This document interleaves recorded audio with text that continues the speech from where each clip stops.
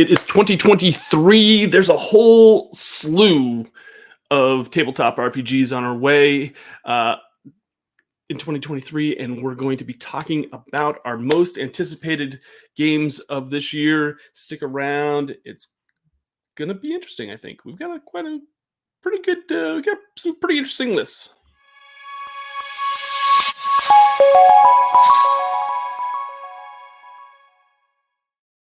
Hey everyone, welcome to Victory Condition Gaming. My name is Doug. Today on the show, we are doing our top 5 most anticipated RPGs of 2023. This is just kind of our personal top 5 most anticipated lists. There's a ton of really great entries this year, so let us know in the comments if there's any RPGs that you're excited about getting to your collections and onto your tables in this coming year. Before we begin, I just want to say that if you enjoy these top 5 lists, hit that like button down below. We'd love to have you as part of our YouTube community as well. So hit that subscribe button if you haven't already subscribed. And we'd love to know if these top 5 lists are something that the community likes. So without further ado, let's bring on my co-host for this show. And that, of course, is the one and only Jason Hunt, our Geek of the North. Hello, everyone. How is everyone tonight? I'm doing all right. I don't know about everybody else in the chat, but I'm excited to do this list. We've got a couple really great lists. There's not really hardly any crossover, which I thought was really great to see. I honestly, when I was picking my list, I was like, is this going to be like last time we did something like this? And it was just like, your number 5 is my number 3. Your number 2 is my number 4. Your number 1 is my number 5. Very, very, very little of this. In fact, it almost happened that there wasn't any crossover. So I'm excited. Some surprises on my list, I think. I hope that there's some surprises on my list for some folks that are fans of this show. So we'll see. I'm just happy that there's so much coming. Again, right? Like now that we're past the last couple of years for production and stuff like that, we're finally starting to get the wheels on the train are going again. Yeah, absolutely. I think this is going to be 2022 saw some really great releases, which we might see a list of that. I think I'm putting together my top 10 list of 2022. So if you'd be interested in that, hit that like button down below too. All right, so should we just dive right in? And it was hard for me to not narrow it down to 5, but I did get 5. I do have an honorable mention, Jason. I don't know about you. But, I do. All right. So let's give our honorable mentions before we get too far along here in this top 10 the top 5 list. What is your honorable mention? Mine is Inferno, Dante's Guide to Hell, from Acheron Games. Nice. It is an amazing 5e supplement that really turns the entire concept of supplements from 5e completely on its head. It's an art book by itself, which is something that I've always been a big fan of. Production value is a massive part of why I buy games. But this takes all of 5e and basically it uses the basic bare skeletal framework and nothing else. It will not play like D&D. If you're hoping for that, that's not the system for you. But if you want to really investigate Dante's Inferno in a role-playing capacity, this is definitely the game for you. I have one of the books, but the actual setting is not out yet. And it is gorgeous. Yeah, this is from Acheron Books in Italy. You might actually see another Italian publisher on this list as well, which I'm not going to name any names right away, but it's great to see them. They did, of course, they had Brand Colonia, which was a big hit for them, and I think this is going to be another big line for them going forward. And we did an actual play of this on the show, and it was a lot of fun. We had a good time. It was a blast. Yeah. I felt bad for the poor guy who ran it for us. We were just running around like crazy squirrels. It's all good. I think I think he knew that what he was getting into when he signed up for that game. Yeah. All right. My honorable mention is one that we don't know a whole lot of details for it yet, but it's coming, and we know a few things. We know that it's going to be a Year Zero engine game.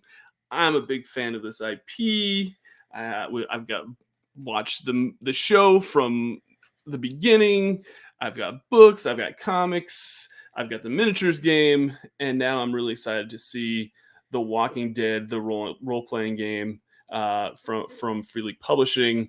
I was really excited when I found out that we had this license, and I think what Thomas is going to do with that Year Zero engine is going to really hit the nail on the head with this IP, as he did with Alien, of course.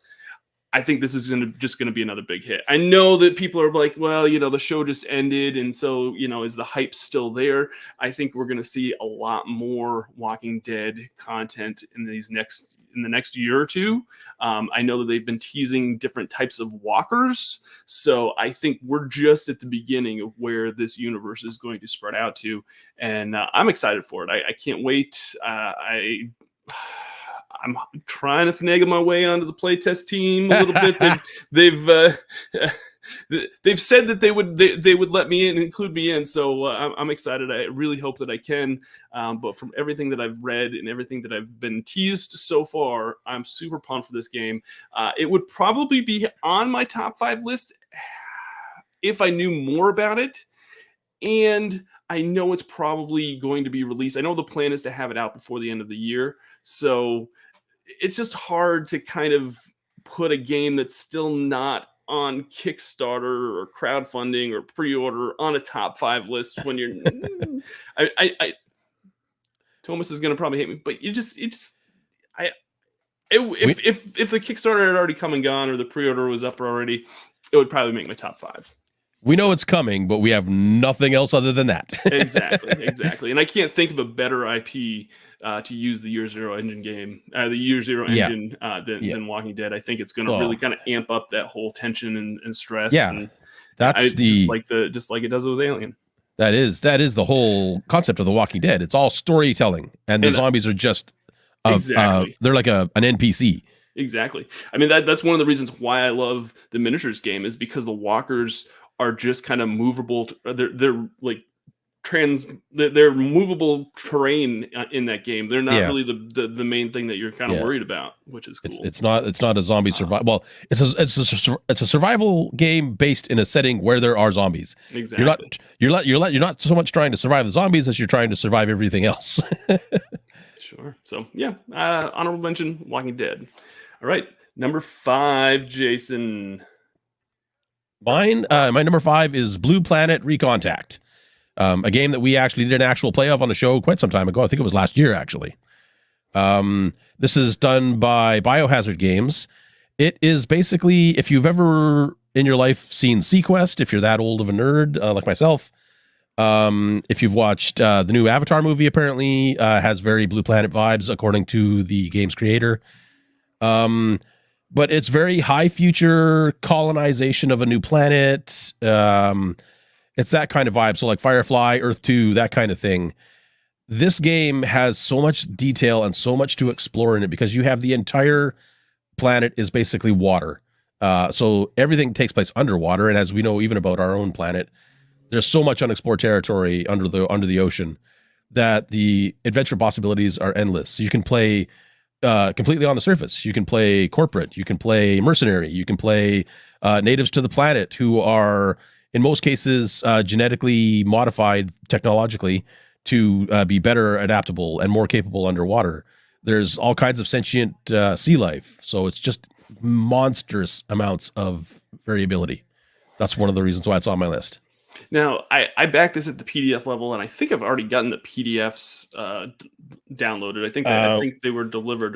We have the beta versions of the core rules. Okay, but a lot of the lore around the setting is still in production. Oh, okay. I think there was something about it being close to 500 and some pages worth of lore. Oh my God. Actually, wow, that's crazy. So that's crazy. as an actual book, it's going to be a hefty tome. Now, remind me again, Jason, what type of system does this use again? It's been a while since we did the actual This play-in. system is proprietary, actually. It was created for the game. It was the original Blue Planet system from back when this is actually version 2, I guess, of the rules. So this system is it's a rollover system. You have skills and modifiers and that sort of thing. So it's I don't want to say standard, but it's its own unique rollover type system. Nice. Yeah, I enjoyed it when we played it. Yeah, more than likely, if I see it in print, I'm probably going to pick it up, just because I was at that point. It's one of those times when you're on Kickstarter and you're like, God dang it! Like, I want to support this project and I want to read the rule set because I really enjoyed the actual play, but I just didn't have a whole lot of funds. It came out at a time when so many games were coming out. Yeah. It was actually the first time that I ever looked at a game and I was like, I want this, I want this, I want this, but I have to go PDF right now. Yeah. Yeah. All right. My number 5 is a game is based on, it's another IP game that I don't really even know too much about the IP. I'm just excited for this this RPG just because I was a huge fan of what they did with a previous game that I received earlier last year, and that game, of course, was the Root RPG, and so that makes my number 5 Avatar Legends from Magpie Games. This was a huge success on Kickstarter. It just blew up and created, paper shortages in the industry and all sorts of things. They've sent the PDFs to backers, and I haven't really gotten a chance to read all this, but I'm not a huge PBTA player, but man, I really enjoyed what they did with Root, and I'm excited to see what they do with Avatar Legends. This is a game that, I think is going to do super, super well, and it's going to introduce a lot of new people to the hobby. I think that it's going to do. I don't know if it's going to like shoot a whole or just bring in a whole bunch of new players but I think it's going to be one of those games that's going to be people's and players' first RPG. And that's awesome to see. I'm super, super excited for that. And I think it looks really well done from everything that I've been able to just skim over on the PDFs. This is one of those ones that I really want to just hold it in my hand and make my final determination as to what I want and just kind of read it at the same time physically in my hands when I get those books. And I know that the books are on their way. I know they've got a pre-order up on their website for it. So it's coming to retail. It's coming to your friendly local game store. So if you didn't back the Kickstarter and you are a big fan of Avatar, should be a few weeks before it should hit retail and backers and pre-orders and all that. So yeah, I'm really super excited for this one. Avatar was a massive show when it was on the air, and it stands the test of time even after the fact. Like, everybody that's finding it now is falling in love with it even more, and the fact that there's an RPG available for it is just chef's kiss. This is another one that I think, I know everybody's gonna be like, well, Avatar is like hype. I think in pop culture was like few years ago. I think you're gonna see another resurgence with this Avatar IP. I think Avatar's still really popular, but I think once you see more content on like streaming and all that, I think you're just gonna see an even bigger upswell in popularity for it. So, and I hope that this RPG for Magpie Games also sees that huge influx as well. It can't not. I saw some of the PDF spreads. They're amazing. Yeah. The artwork is every bit as gorgeous as the artwork in the show. It's a perfect representation of the shows, like Legend of Korra and Avatar. And now they've actually, for resurgence sake, they've just announced a third series that they're working on now. Oh, wow. Nice. So that's actually coming down the pipe pretty soon. So that'll just drive it even further. Very cool. Yeah, I think it's going to be a big hit for Magpie in 2023. So excited for them.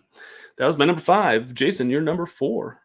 My number 4 is Necrobiotic from Penny for a Tale. It is a, I want to say steampunk, but it's not really steampunk. It's necropunk, which is actually, ironically, what they wanted to call it initially, but they had to change the name because apparently someone else had it trademarked. Either way, Necrobiotic is a gorgeous game, full of glorious artwork. Again, I've seen the PDF copies of it already. I'm still waiting on the physical version, though, which should be shipping shortly. The whole concept of the world is steampunk era, so like Renaissance era. but it's all fueled by necrobiotic technology rather than straight up steampunk, where it's just like, weirdly small steam engines and stuff like that. It's not your traditional necro stuff, though. Like, necromancers are typically viewed as evil, or so the sarcasm thing is late healers actually in D&D. But this game is all storytelling and all about the beauty of what you can do with the human form and that sort of thing. It is super fun. I've almost read through the entire PDF now, but the artwork is really evocative of the setting and the system itself. Mitchell, who is a friend of the show, actually, he's been on a few times. He absolutely sells this game in 5 minutes or less when you talk to him. He's so passionate about it. I got a chance to see an early print copy of Necrobiotic at PAX Unplugged, and I think backers are going to be super, super pleased with this product. There's some little, even some just fine little details that with the embossing and all that, and yeah, it's going to be super cool. I think I saw some pictures of it on his Twitter, and I was like, oh my god! I for a second there I had a panic attack. I was like, oh my god, I didn't back for the right level. I got to go change this right now. And then I went and checked Kickstarter, and I was like, oh wait, I did back at this level.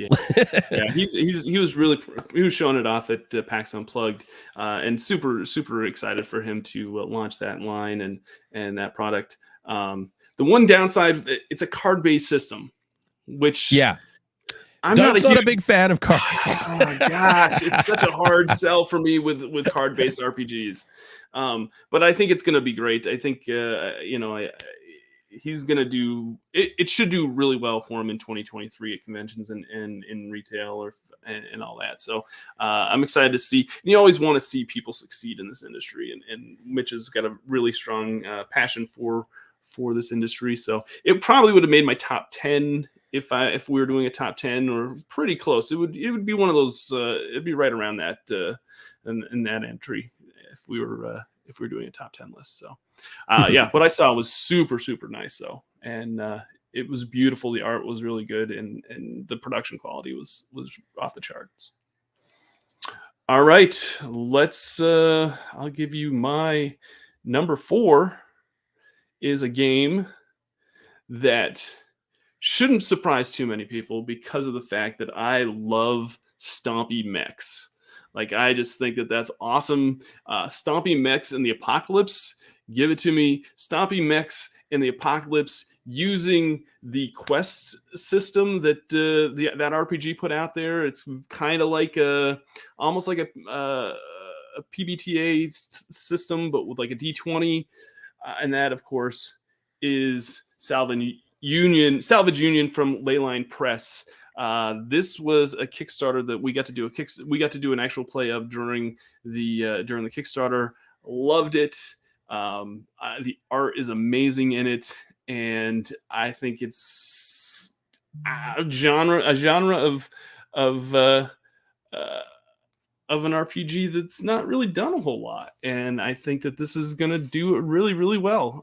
They've got a whole bunch of adventure books planned for it that are kind of smaller. So it's really nice to see them already have some content lined up for this, even at launch.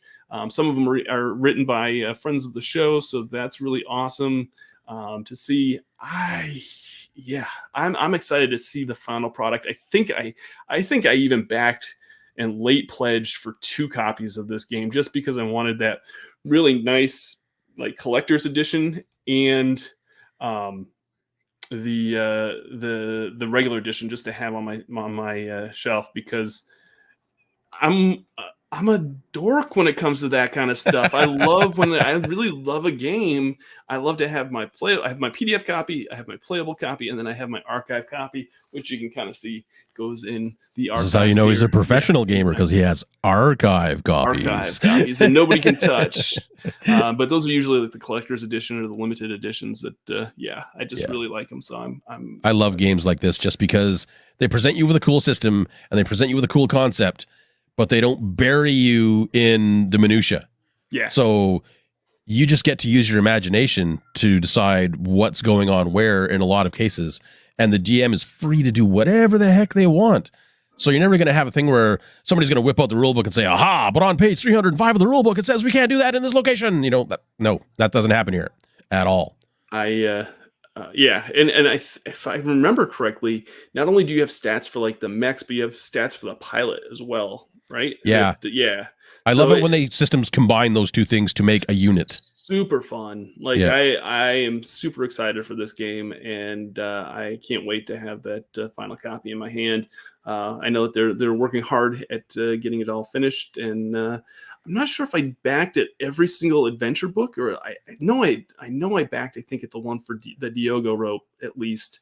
Yeah. But I think that this is going to be a super fun game. This will be a great game at conventions, especially if you have people that love to play like Warhammer, BattleTech and all that. This is a perfect game for them. Yeah, it's a great little role playing version of the game. Like a lot of people that like BattleTech don't particularly like the role playing version of it, so they're always on the lookout for a cool way to role play Stompy Mechs. Yeah. All right, Jason, I will let you go next. You're number 3, I believe. Yes, my number 3 is Old Gods of Appalachia from the podcast of the same name, actually. It's produced by Monty Cook Games. This is actually a source book for the Cypher System rule set, which is the only thing that I don't like about it, because I don't like the Cypher System, which I don't understand. I don't even understand why I don't like it, folks. I really can't explain it. I just don't.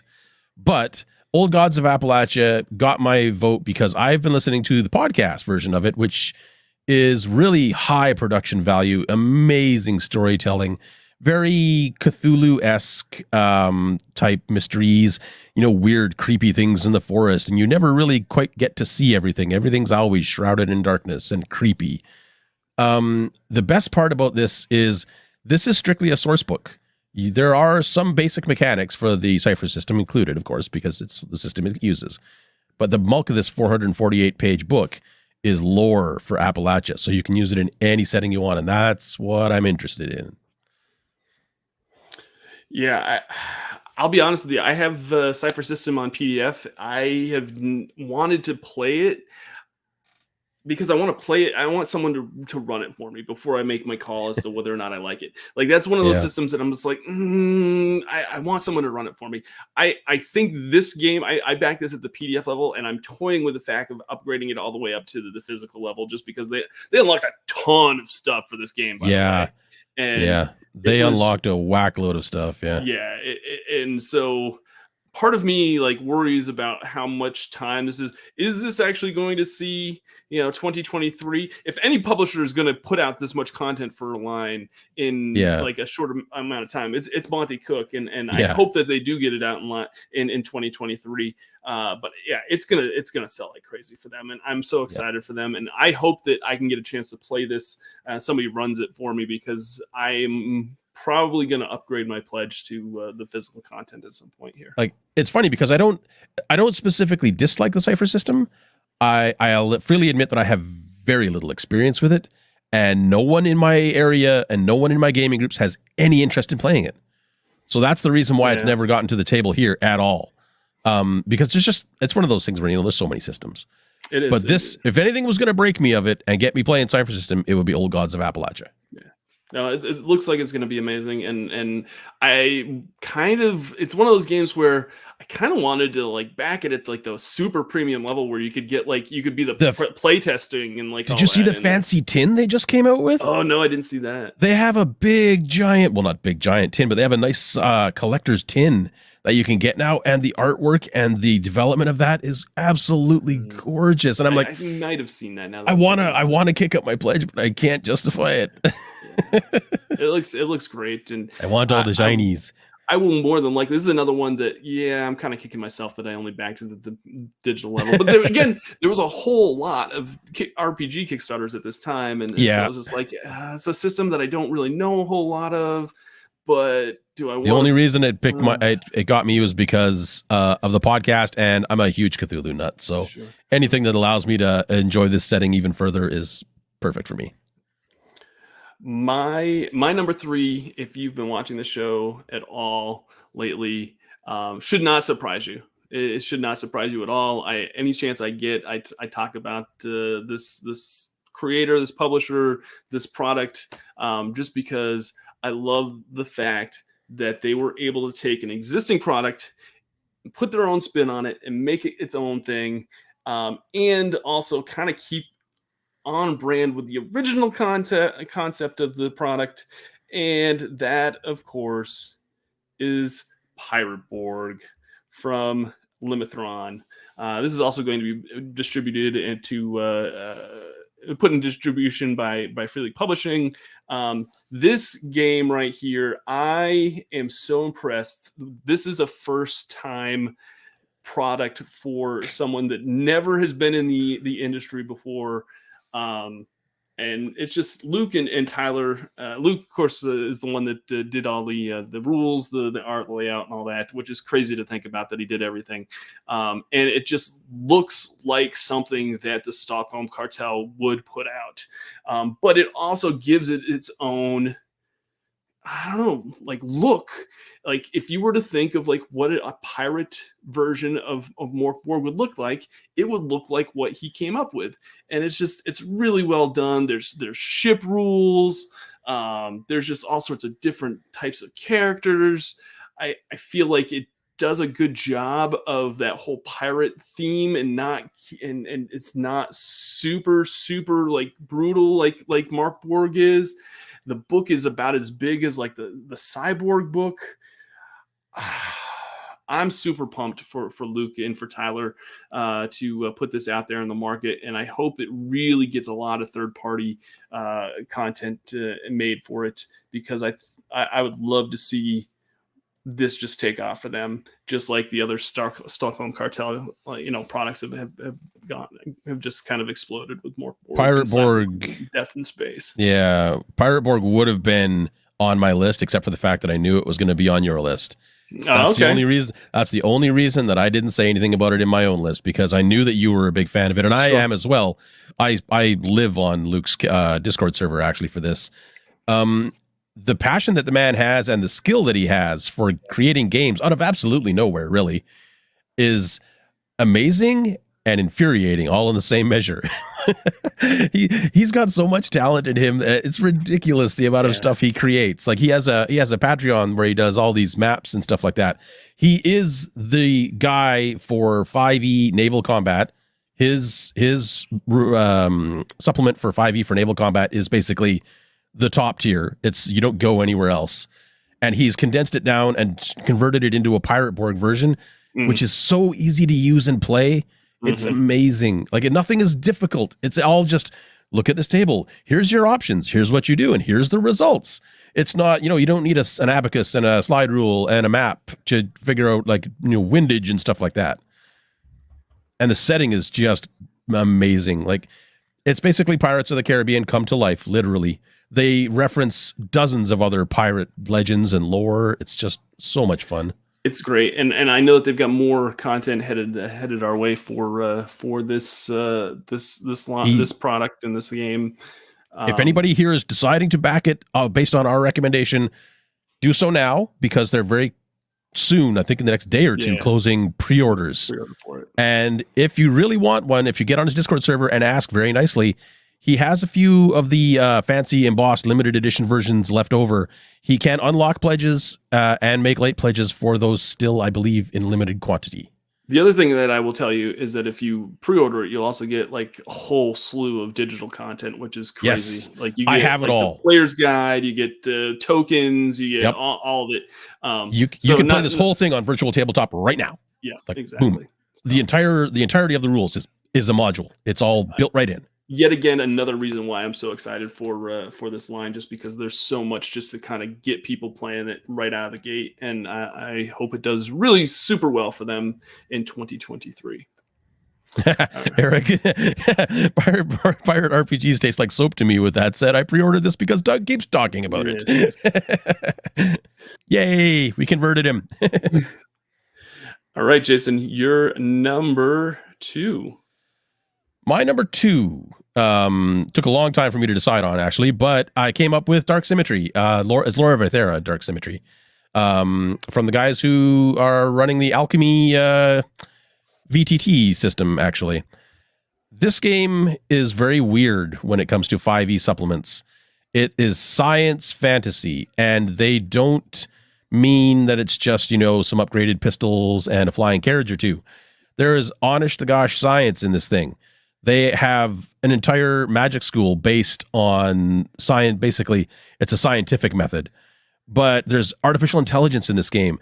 There's massive underwater constructs in this game. So it's not your typical low or even high fantasy, honestly. This even takes high fantasy and turns it on its head. But this game is absolutely beautiful. The production value is bar none. And it's already pre-built and ready to run on their own Alchemy VTT, which is entirely based, well, not entirely based on storytelling, but it is a very capable and very much theater of the mind based storytelling system.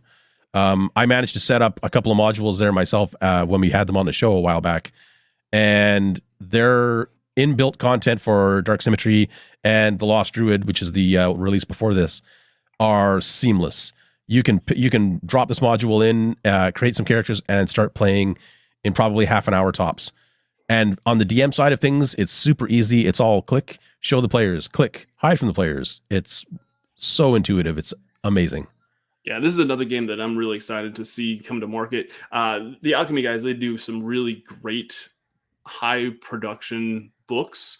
Their previous book, The Lost Druid, was any award nominated. I think it, or did it win? I can't remember. But they did win one. Yeah, so I think it was for the cover image. I believe, cover artwork. Yeah. But the book itself is just phenomenal. I've got a chance to see it. I back this. I'm not a huge 5e player, as most people know. But the setting alone for this, and the fact that I know that the quality of books are just going to be outstanding, and the guys behind just the whole team behind Alchemy are super good. So I went in really just to get the books for this line, just because I think it's going to be a great product for them. I went ham. Nice. All right. I'm like, I think there's one tier above mine that I backed for because I didn't get in on the original Kickstarter. Okay. But they have shiny dice that are themed to the releases, so I had to have those because I am a dice goblin. They gave me a set of the dice. I know, at one of the conventions, and I'll tell you what, I have some colorful nice words for edges. You for that. They got the nice sharp edges. Oh, they're beautiful. Yeah. Beautiful. Yep, they are gorgeous looking. I can't wait to get mine. Absolutely. Because that's what I backed it for at that level, because I get the old dice and the new dice and the old book and the new book. All right. Well, I would tell you my number 2 nominated, or my number 2 most anticipated RPG of 2023. But my number 2 is also Jason's number 1. So we're just gonna use our super twin powers and tackle this one together. Jason, do you want to give away what my number 2 and what your number 1 is? Well, as it says on the screen, Dragonbane. The reimagining of the original version of the game from, I think it was back in the 80s. I think they started working on this game. Yeah, they put it out originally. This was basically it's a English version of a Swedish RPG that was big in the 80s. Basically, what D&D was for them is for us. This is what it was for them over there in Sweden. This was Dungeons and Dragons in Sweden. Exactly. Well, and in Europe in general, actually, it was quite popular across Europe apparently. But this game is amazing. This game is D&D in spirit translated to paper, and not the other way around for what's happened with stuff like 5e, where it's gone the other way around, where they took the paper and tried to translate the spirit. And if 5e ever didn't fit as D&D for you, check Dragonbane out. It will definitely fit for you. I'm going to tell you that had you told me going in the middle part of last year that a fantasy D20 RPG would be so high on my top 5 most anticipated list, I would have been like, what the heck? Like, we made this announcement and I knew it was coming, and I'm just like, okay, cool, another fantasy RPG, blah blah blah blah. It's fine. because I love Forbidden Lands. I love, Symbaroum. I wasn't, to be honest with you, I wasn't all that excited about Dragonbane. I was like, okay, we get another D20 system. But man, now that I've been playing it, I've been reading it, the art is amazing. I am so excited for this game. Like we're doing a small, hopefully I don't know if we're going to go all year long, but we've got a campaign going on in the show just because I am so excited about this game. I think it's going to be a great box set to just take with you to a convention, to a vacation, to some sort of family event, and just get people playing, because the rules are super easy to pick up and play. And you can kind of make it any kind of tone fantasy wise that you want. If you want to play it really dark and gritty, you can play it dark and gritty. If you want to play it silly, you can play it silly, as you can probably see on our actual plays, because they're really we ridiculous occasionally try to do dark, but it ends up silly. I love the fact that this is so versatile, and it's going to have dice, standees, rulebook, adventure book, maps. Like, it's an all-in-one set when you get it. There won't be any need for you to run out and buy anything else. And it should be fairly affordable, just like the whole Forbidden Lands box set is. I'm excited for this, and I never would have thought that this would be so high on my list until I actually started playing it, and I was like, wow, there's some really cool, slick game design here.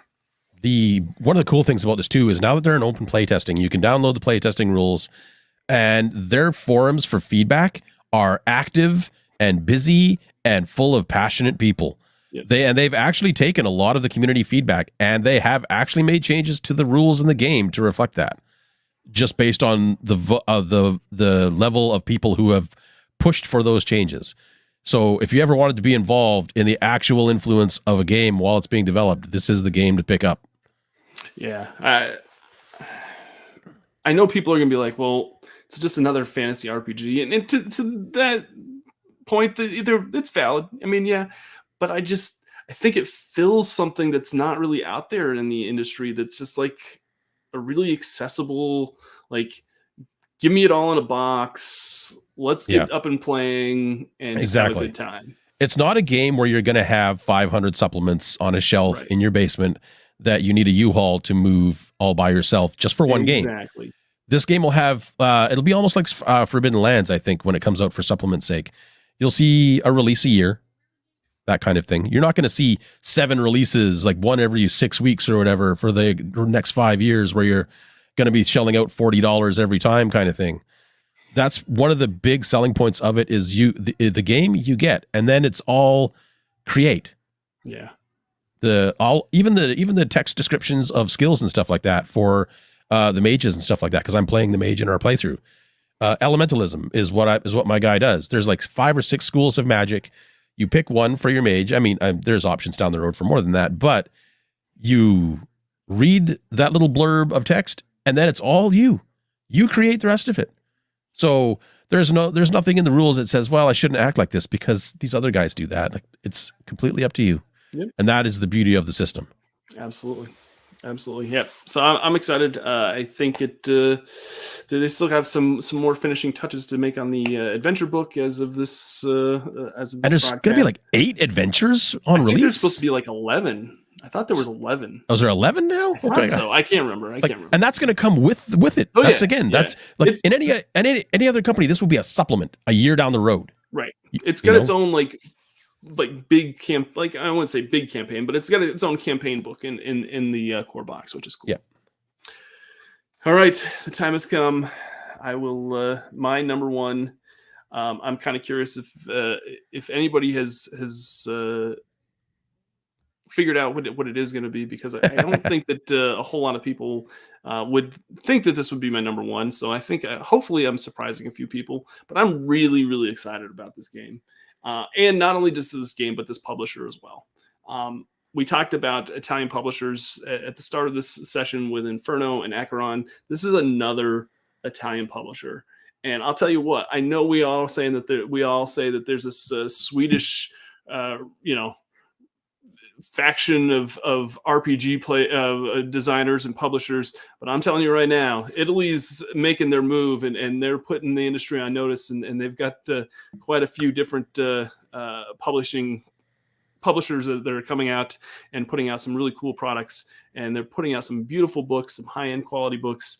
And this is a publisher that I'm going to tell you to keep an eye on in 2023, as well as to be super excited for their product. And that is going to be Household. Household is put out by Two Little Mice. They are an Italian publisher, like I said. They kickstarted this back last year. Originally, it was going to be under Simon, but they decided that they'd rather just kind of go do their own thing, which I still think is going to be make this just an amazing product.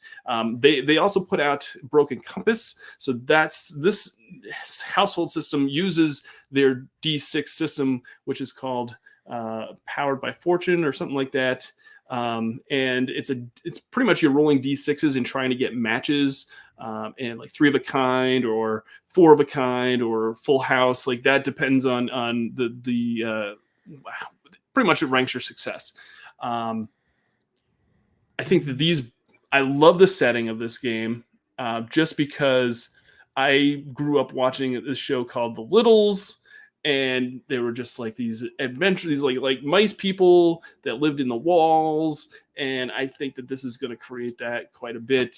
There's all sorts of different factions, and there's like a faction that lives in the living room and in the bedroom, and there's a faction that lives outside the house, and there's like fairy folk that come in, and they talk about the master of the house that has left the house and that he's going to be returning, and so they're all trying to take care of that as well as fight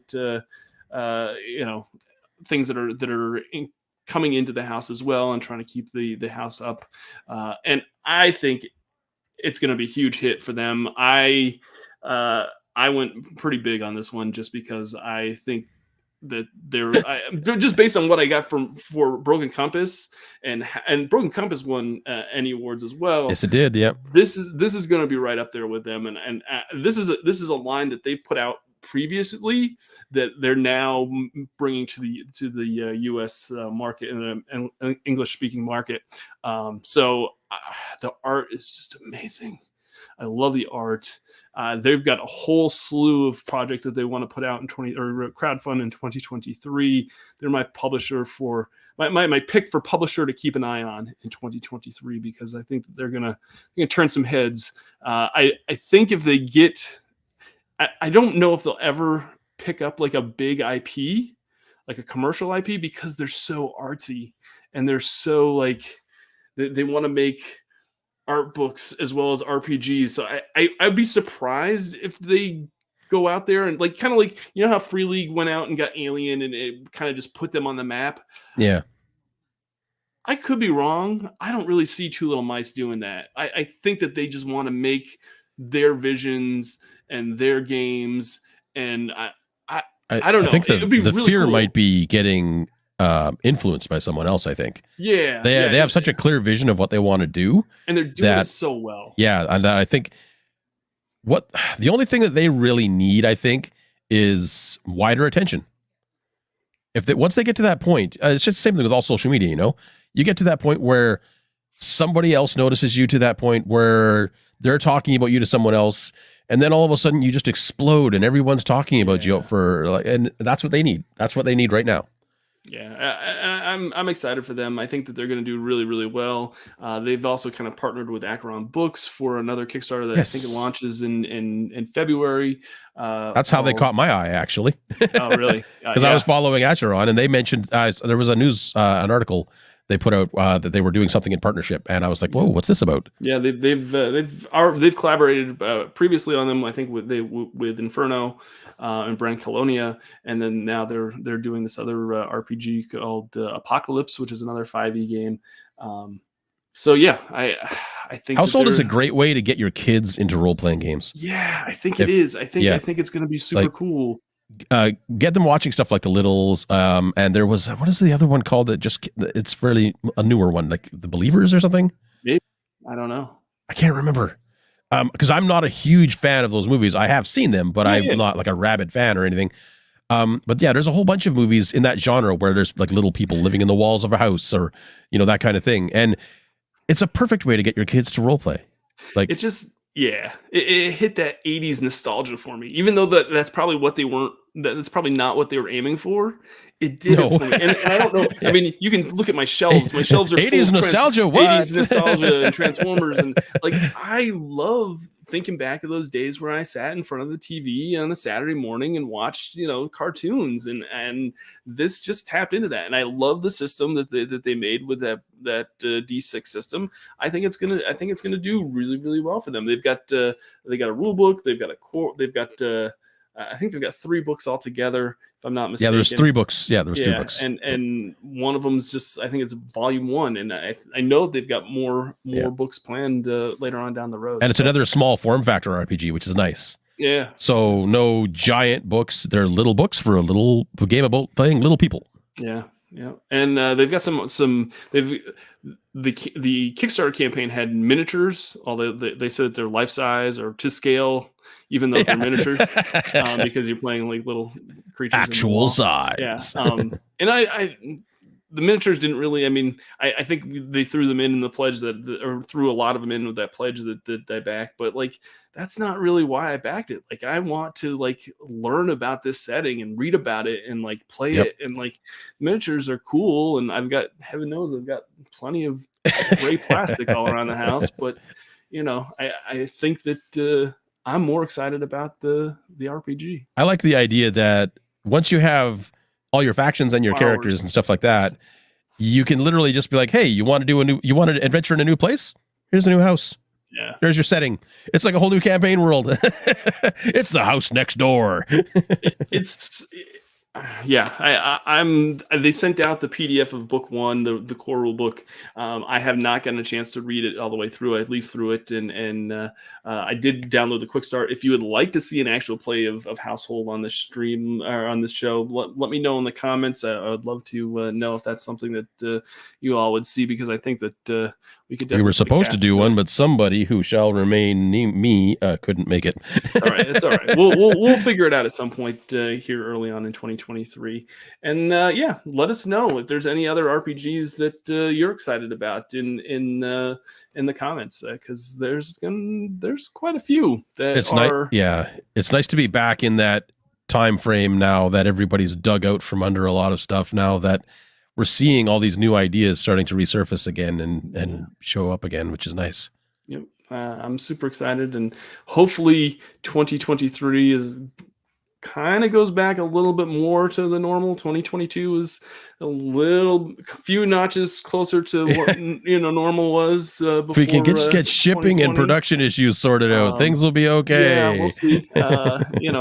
It'll probably be okay until Magpie does another RPG Kickstarter. And if anybody's Kickstarter was late, glare at Magpie. Don't be mean to them, but glare at them. Hey, congrats to them for having such huge success. That's the embarrassment of riches. Good for them. Good for them. Because, like I said, I think that their RPG is going to introduce a lot of people. Yeah. To this game. Even I talked to a couple of people from Magpie recently, actually, and the hype is literally, you can see it in their eyes. They're just literally glowing with the enthusiasm for this game.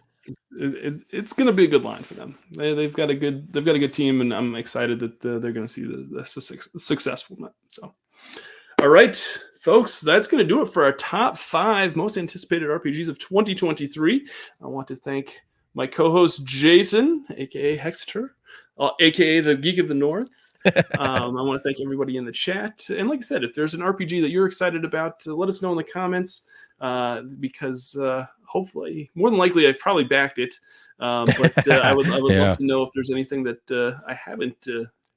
Young Master Bloat has a few things coming out soon. He's got some good stuff coming too. Yeah, he's a busy man, that Eric. All right, that's going to do it for this show. I want to thank everyone. Happy New Year. Have a great and successful 2023. Hopefully I will see you at some point in this new year. And remember, winning shouldn't be the only victory condition when you get to the table. We'll see you next time. Thanks again, Jason. No worries. This video is brought to you by Black Moon Games. Check out their products at shop-black-moon.com.